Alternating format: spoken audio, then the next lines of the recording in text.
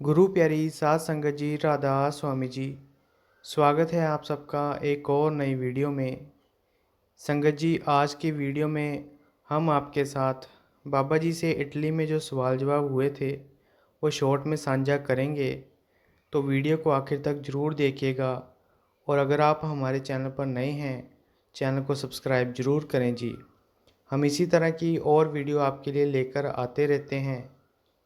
बाबा जी ने सवाल जवाब में काफ़ी हंसाया था, तो वीडियो को पूरा ज़रूर देखिएगा। एक लड़के ने सवाल किया कि बाबा जी, पहले आप ऐसे मूँछों को ताप देते थे और बहुत ही अच्छे लगते थे। बाबा जी ने कहा, बेटा पहले संगत कम थी और मूँछों को ऐसे ताप देता था। अब संगत बढ़ गई है तो अब मेरी मूँछें नीचे हो गई हैं। बाबा जी ने कहा, अब मुझ पर बर्डन बढ़ गया है। फिर एक लड़के ने सवाल किया कि बाबा जी, जब मैं पंजाब में होता था तो डेरे में कंटीन की सेवा में जाता था। बाबा जी, वो चीज़ यहाँ पर नहीं है और दिल बहुत उदास है। अब वापस जाने को दिल करता है। बाबा जी ने कहा, बेटा हमें कभी संतुष्टि नहीं होती।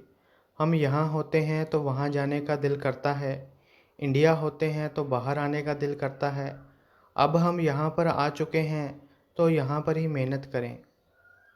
लड़के ने कहा, बाबा जी पर वो सेवा। बाबा जी ने कहा, बेटा सेवा तो यहाँ भी बहुत है। फिर लड़के ने कहा कि बाबा जी मुझे अपने साथ सचखंड ले जाओ। बाबा जी ने हंसते हुए कहा, ओ मेरा अभी टाइम नहीं आया जाने का। बाबा जी ने कहा, मैं अभी कहीं नहीं जाने लगा, तुझे कहाँ से लेकर जाऊँ। बाबा जी ने कहा, अभी तो मैं इटली में हूँ, अभी तो मैं ब्यास जा ही नहीं रहा। एक बीबी जी ने कहा कि बाबा जी आप बहुत ब्यूटीफुल लग रहे हो, आप बहुत सोहने हो। बाबा जी आगे से हंसकर बोले कि बीबा तू मैनू छेड़ी जानी है। इस बात पर सारी संगत बहुत ज़्यादा हंसने लगी। फिर बीबी जी ने कहा कि बाबा जी मैं आपको क्यों ना छेड़ूं, आपको छेड़कर तो मज़ा आता है। बाबा जी फिर हंसकर बोले कि बेटा जब मैं जवान था तब तो कोई बोलता नहीं था कि आप सोने हो। अब मैं बूढ़ा हो गया और मेरी उम्र निकल गई, अब सारे ही बोलते हैं कि आप सोने हो।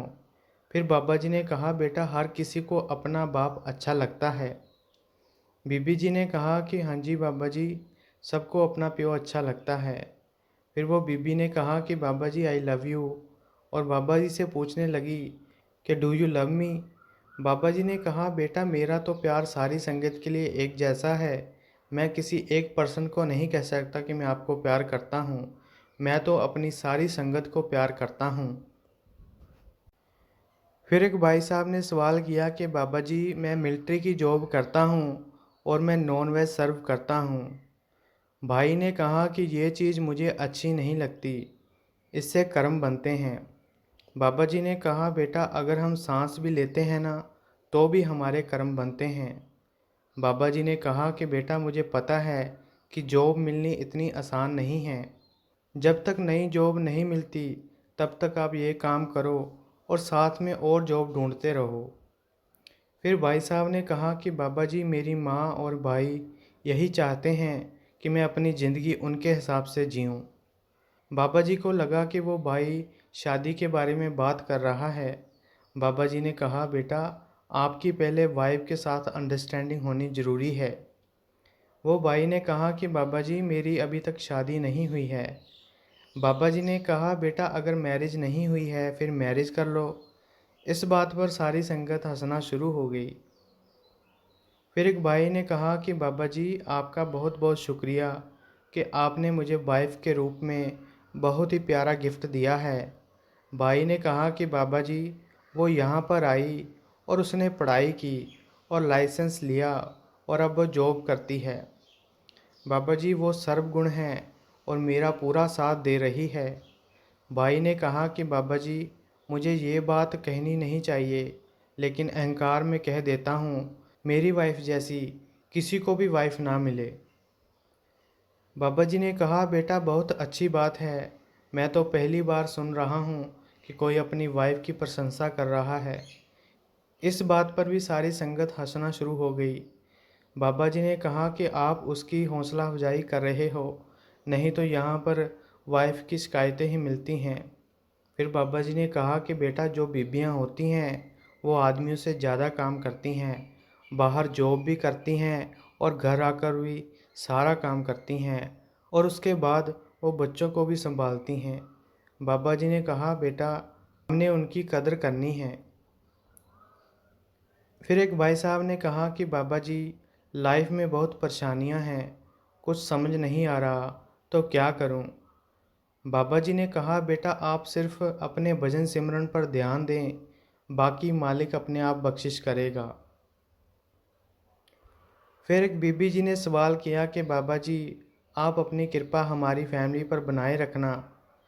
बीबी जी ने कहा कि मैं शिवजी भगवान की भगत हूँ और घर में शिवजी भगवान का पाठ चलता ही रहता है, तो क्या फिर बाबा जी मुझे आपसे नामदान लेना पड़ेगा?